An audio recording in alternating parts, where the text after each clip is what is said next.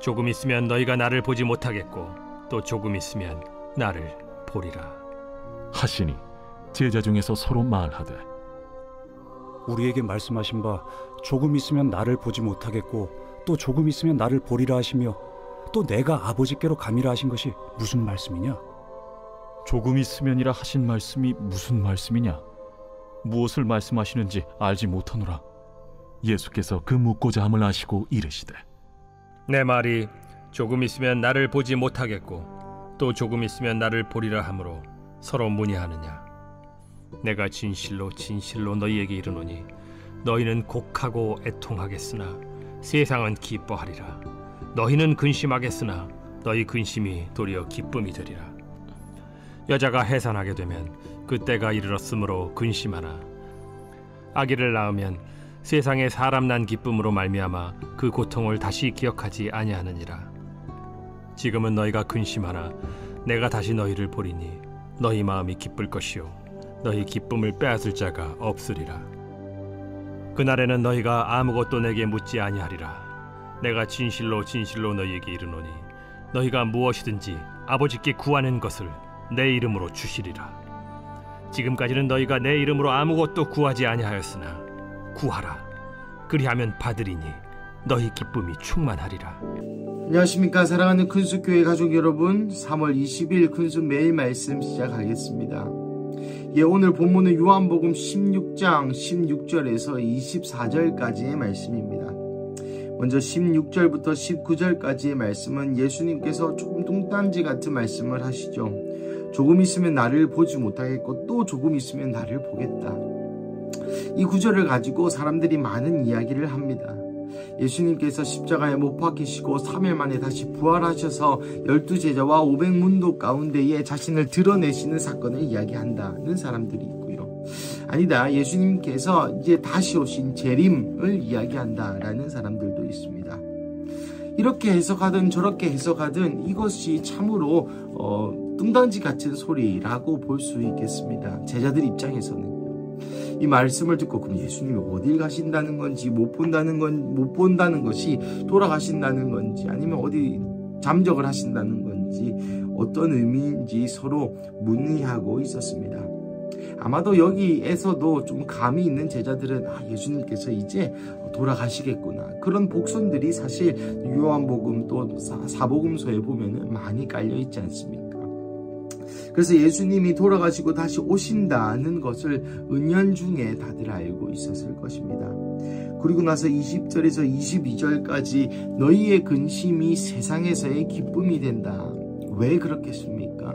어제 본문에 의하면 세상이 너희를 박해하고 조롱하고 심지어 출교하고 죽이기까지 하고 사람들이 생각했을 때 자기 스스로 하나님을 위한다고 생각할 것이다 라고 예수님께서 말씀하십니다.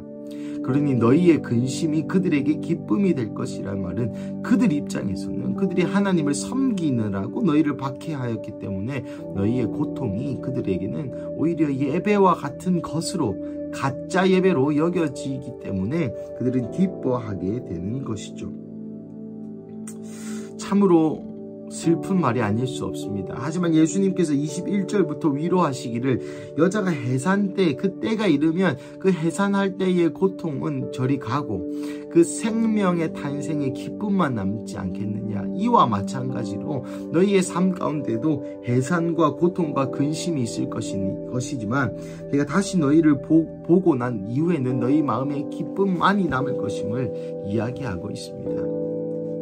그렇습니다. 사랑하는 가족 여러분, 이 세상에 우리가 걷는 걸음은 고통이죠. 왜 고통입니까? 이 세상이 얘기하는 바와 성경이 얘기하는 바와 하나님이 말씀하시는 것과는 간극이 있기 때문입니다. 우리는 이 방향으로 살아가야 되고 성경이 지시하는 대로 예수님이 말씀하신 대로 살아야 하지만 세상은 우리에게 그와 정반대로 살라고 이야기하고 요구받기 때문입니다. 그렇지만 우리는 꿋꿋이 이 길을 걸어갈 때에 많은 사람들이 손가락질합니다. 민폐다, 혹은 바보 같다, 혹은 그렇게 살면 안 된다, 혹은 너는 더 이상 나의 가족이 아니다. 라는 등등의 수많은 저항을 받게 됩니다.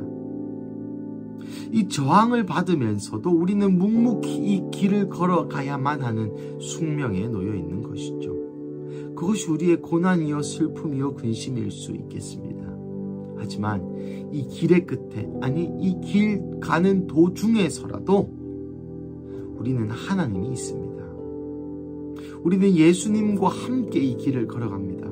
성령님이 우리와 동행하십니다. 그러니 이 가는 길이 비록 근심과 고통과 눈물일 수 있겠으나 끝끝내에는 기쁨이 임하게 되는데, 어떤 기쁨입니까? 예수님을 가질 수 있는 기쁨, 예수님과 함께 살아갈 수 있는 기쁨, 영원한 시간, 영원한 생명을 다름이 아닌 예수님과 함께 걸어갈 수 있는 이 기쁨이야말로 우리 인생의 참된 위로이자, 마치 해산한 여자가 그 10달 동안의 산고의 고통, 또 해산 당시에 찢어지는 고통을 감내하고서라도 생명을 잉태하고 생명을 낳고 나서 그 아이를 즐거워하는 모습을 비유하여 예수님이 말씀하십니다. 그리고 23절, 24절은 내 이름으로 구하라, 그리하면 받으리니 너희가 기쁨이 충만하리라. 여러분, 아버지께 예수님의 이름으로 구하라고 말씀하시고 오늘 본문이 마무리가 됩니다. 이 본문이 시사하는 바는 무엇일까요? 구하라 하셨으니까 하나님 아파트 주십시오 하면 아파트를 주시고, 하나님 건강 주십시오 하면 건강을 주시고, 예, 물론 우리가 구하는 대로 하나님이 자비를 베푸셔서 우리에게 주실 수도 있습니다만은, 여러분 오늘 본문의 맥락을 한번 생각해 보십시다. 예수님께서 이렇게 말씀하십니다. 내가 이제 곧 죽는다. 하지만 난 다시 올 것이다.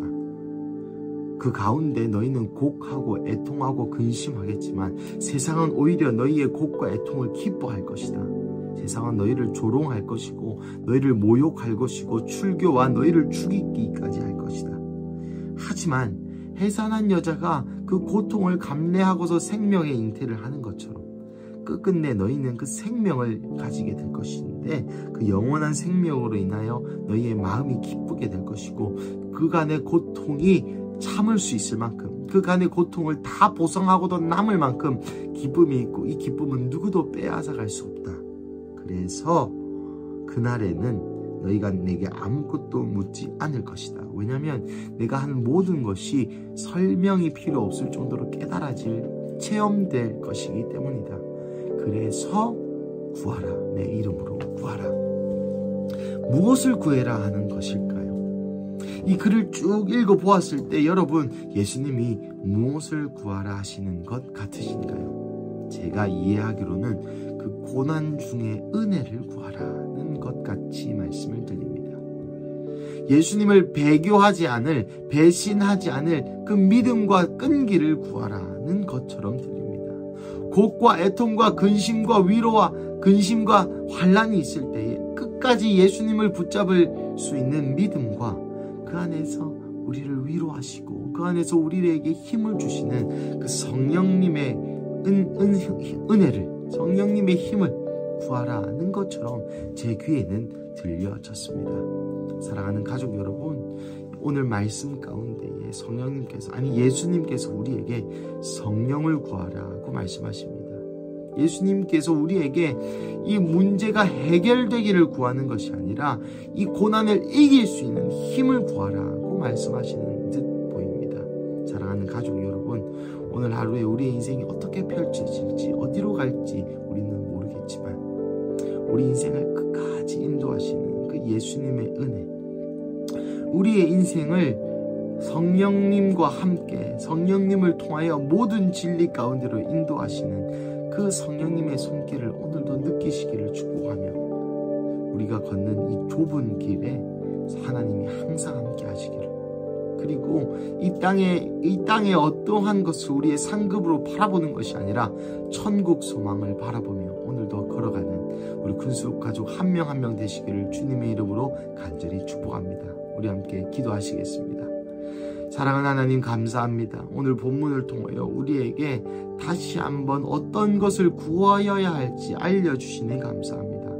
사랑하는 하나님, 우리의 인생이 이 세상의 것을 구하고 이 세상에서야 잘 되는 것을 구하는 것이 아니라 이 세상에서 곡하고 애통하고 근심하나, 또 세상 사람들은 우리의 근심이, 우리의 애통이, 우리의 슬픔이 다 자기들의 기쁨이 되고 우리를 조롱하고 모욕하나, 그럼에도 불구하고 십자가의 도가 나의 자랑이며 십자가의 복음이 나의 인생의 목표인 것을 당당하게 드러냄으로 통하여서 세상을 책망하게 하시고, 나아가 이 길의 끝에 주님과 함께하는 영원한 생명, 하늘에서의 영원한 인생 가운데서의 영원한 상급을 바라보며 오늘도 한 걸음 한 걸음 걸어갑니다. 주님, 우리에게 이 세상의 유혹을 이길 수 있는 힘을 허락하여 주시옵소서. 주님, 오늘도 예수 그리스도의 보혈의 능력과 성령님의 권능으로 세상을 이기게 하실 하나님 감사합니다. 이 모든 말씀 예수님의 이름으로 기도드립니다. 아멘.